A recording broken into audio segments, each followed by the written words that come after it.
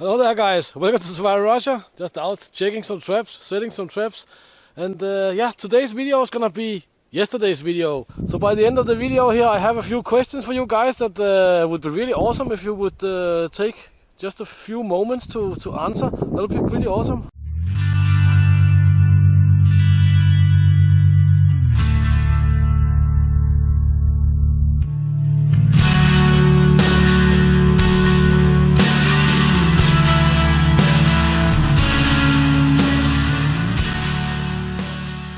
This video here is gonna be about a snow shelter, of course, or snow survival shelter, what we can call it. I have many times thought about and wondered what would I do if I was outside in minus 25, minus 30 Cs, whatever, something of this in this temperature range, and I have to make it in the woods. I mean, a fire is of course alpha and omega, is really important, but I was thinking about what kind of equipment would I need, and it should be some kind of equipment that would be, we can say, reasonable to carry, something that I would normally carry. That means my snow shovel and my ground pad here, and then there came up, yeah, maybe the poncho that Nate sent me, and a space blanket. I am not a big fan of snow shelters, and snow shelters can be life-saving and all that good stuff, but they're just not really warm. And one of the things that according to my own criteria I could not bring with me, that was a sleeping bag, because it's not feasible that on a hunting trip you will head out and you will also bring a sleeping bag. A poncho with a whoopee, that's feasible. But you can say a space blanket, a mylar blanket, that is also plausible. A snow shovel like this little guy here is also plausible, because this snow shovel, the ground pad here, the German army ground pad, I always have with me. And I of course also have at least one silky saw with me. So yeah, that was my criteria, what you can say. Because of course if I didn't have any other option, I would of course make a snow shelter you could sit in, but it's not really awesome. I mean, it takes a long time to make, space is limited, it's cold. I mean, it will be maximum 4 degrees Celsius, maybe even -5. It can be between -10 and +4. That's a general temperature range of a snow shelter. They can be nice if you have your sleeping bag and all that good stuff, but still they're not awesome.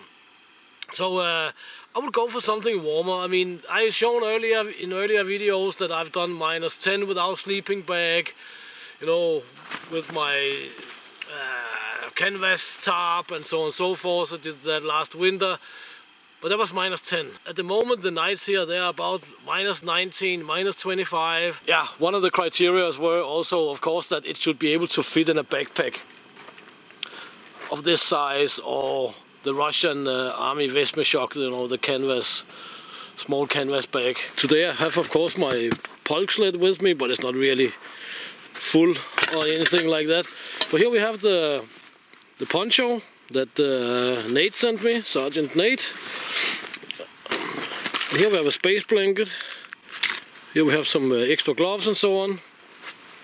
I have dug everything out with this shovel there. These shovels are awesome because you can take them apart. Just unscrew this guy here and remove the handle. Then it would principally be possible to use any of these saplings here as a handle. And very often I actually bring this shovel with me. You know, I do that. You can also see, hopefully, that you can strap the shovel head easily to a backpack. In Russia we actually have backpack versions of these guys here.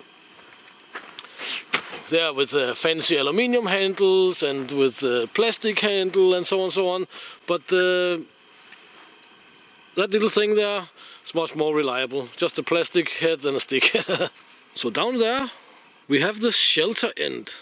Let's try and measure from up here down to the shelter end. Let's see. 1, 2. It's about 3 meters long. But that's because I want a smaller Siberian log fire here. In my opinion, making these shelters with a lot of pine and spruce boughs, a big pyramid and piling snow upon it and so on, so on.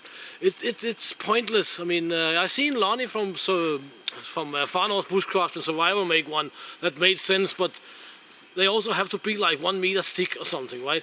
It's not so awesome because soon as the heat that you hopefully will be able to make will get into the shelter, the snow on the underside of the pine boughs or spruce boughs or whatever, it will start to melt and will start to drip, and it's not awesome at all. In my opinion, you get the best winter shelters having some stuff with you, having some kind of membrane and blah blah blah blah blah with you.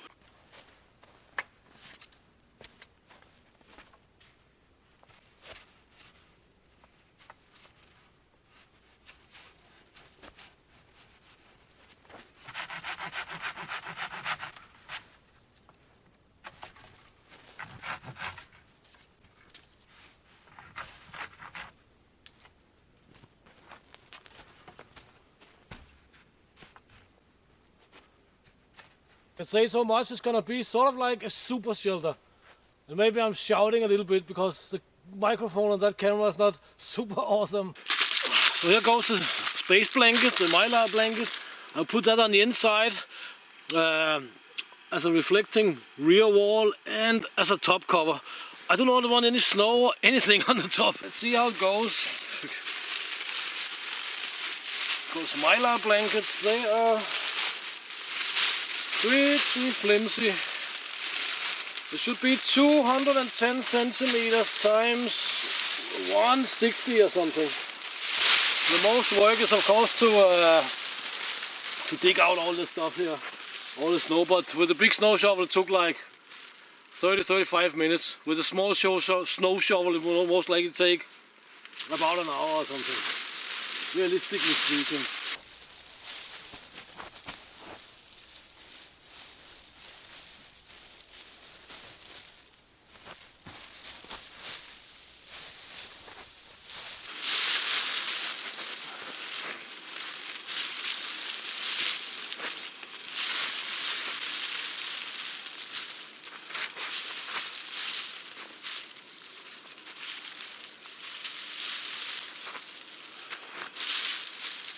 So I forgot to press the record button, but that's how it goes. But here's the poncho from Sergeant Nate. We have the whoopee here. I of course pack the whoopee inside the poncho. I mean that's the most logic thing to do. But let's put it on top of the space blanket.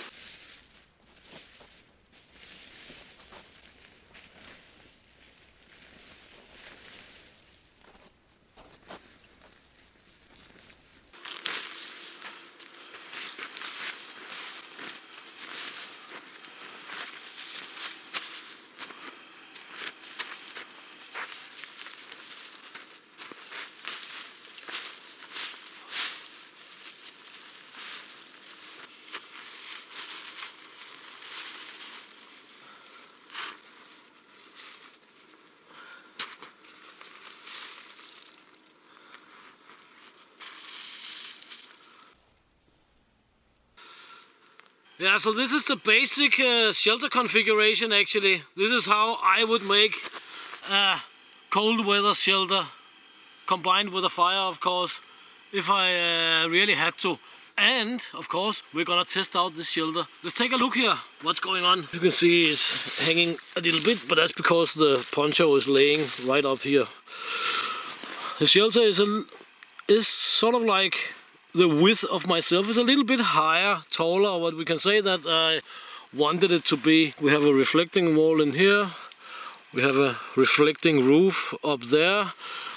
I have not fixed this blanket here, this space blanket or what you call it, to the sapling there yet, but I will and can do that pretty easily. On this side here, where we're sitting, there's an airspace, there's a gap. Over there, here, there's also a gap. It's not as big. I staked out this corner. I've not staked out the middle yet. And I've staked out that corner. This hole there is relatively easy to close with some snow and some small twigs and branches and whatnot.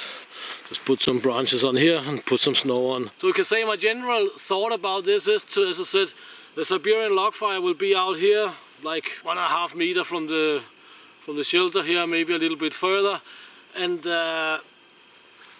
as we all know, the Siberian log fire reflects a lot of heat in this direction, and hopefully this heat will be trapped on the other side of the poncho here and kept in as good as possible by the mylar blanket. So this is how I will, you can say, how I would make a cold weather shelter from my own materials, not from natural materials, because I mean the truth of the whole thing is that if we're caught out here in -25, -30, -35, whatnot, and we don't have the tools and the things with us that we need, then we have a problem. Then it's a serious problem. So all this, magic tricks with a box of paper clips and some toilet paper, and you should be able to get by. No, you will not get by. Maybe you can get by through the night, you know, with a smaller fire on top of the snow, but it's not really awesome to make fires on top of snow because it will normally melt down and it will not really give much heat. One of the things I kept in mind is that if I was stuck, that will most likely be because I could not find my way out. And if I have to sit out and shake of cold the whole night and barely make it to the morning, my brain will not really work well. I would not think straight. My motherboard and processor up here would not be top-notch and functional. So it is important to carry the right stuff with you, or with me, or with us when we are out, right? Yeah, how many would carry a shovel? Inexperienced people would not carry a shovel, but I know that definitely Lonnie from Far North Bushcraft and Survival, to make an example, he definitely carries a shovel with him on his snowmobile.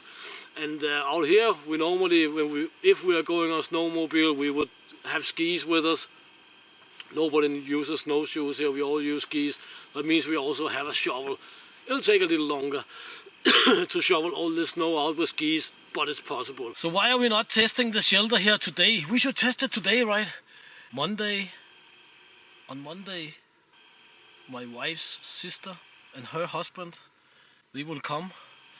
So hopefully next week will be outdoors adventure and overnighter week. I think we have to start the big Siberian log fire way out there, and I think maybe we'll have to go to the hunting cabin and stuff like that.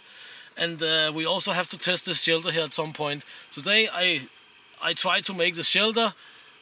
I made the space ready here, not to waste valuable time later on. This is after all training. Also, I wanted to see if this concept here held up. I mean, it's not 100% ready for an overnighter, but if I had to, I'm sure it would work. So when we go here, we'll set it up.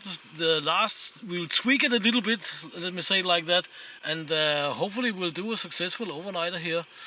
That'll gonna be very, very interesting. Alright guys, so that's my take on making a deep snow survival shelter, woodland conditions, made from materials that is essential in my opinion to carry when away from camp or out hunting alone and stuff like that. Questions? I just bought a new knife and it should be here on Monday, just for fun. What kind of knife would I buy? What knife would I buy? Please let me know in the comment section. Also, if I was to buy yet another knife, what should I buy? And the third question, especially for the guys of you who support the channel financially, please let me know also in the comment section if there's any kind of gear or something like this, kit gear, blah blah blah, that you would like me to buy and test out. That'll be interesting for me to know, guys. So yeah, please check the links in the description. Please consider supporting the channel. It's a big help. And share, subscribe, sub like, and all that good stuff. Until next time, get out and train, get it done, do something awesome, and see you in the next video, guys. Now I will head over in the tree line there and see what's going on in there.